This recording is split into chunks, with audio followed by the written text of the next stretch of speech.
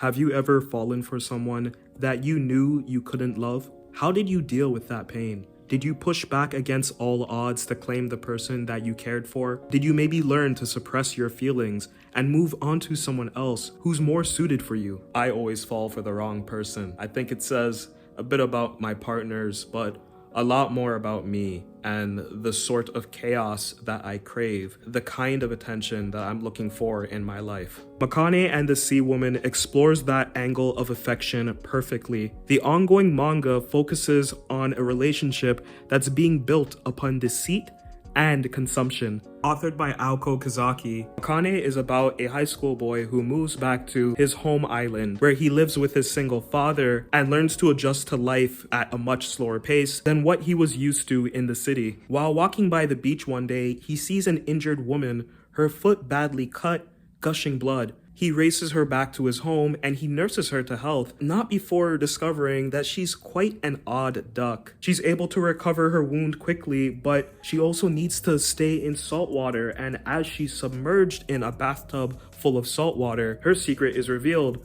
Mikane ended up saving a sea slug, a mermaid. He falls for this aquatic angel, and soon Mikane realizes that he's bit off way more than he can chew. Despite warnings from the sea slug, he still pursues his love with her. Willing to give up his humanity in order to make it work, he has absolutely no fear. All he is feeling is affection. And you know, this series really has no ecchi. I've mentioned in the previous Mikane video that the art is very beautiful and the women are drawn exceptionally well in this series. That's still the case a few months on. They're still able to do so much with these characters and their appeal without having to fall into any harem or ecchi jokes. Mikane chases and chases, but when he's dragged into the ocean, he realizes that this is not a love that he should pursue. Even gaslighting himself into figuring out why this possibly happened, Mikane ultimately has to learn that there are some relationships in life that are toxic,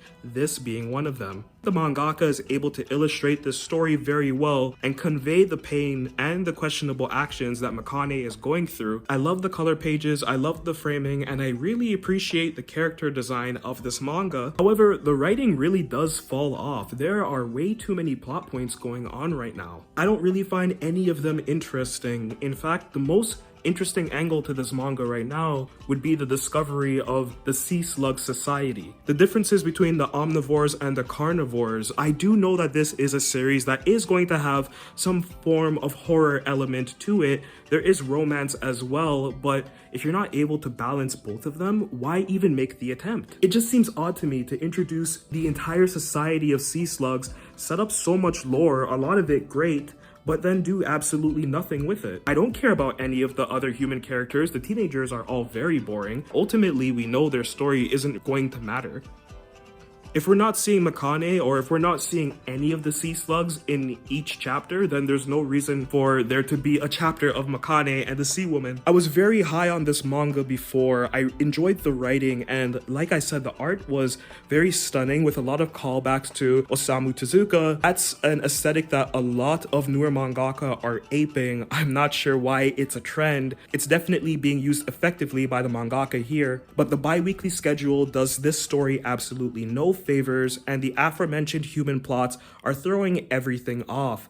I really hope in the new year Mikane and the Sea Woman can get back on track.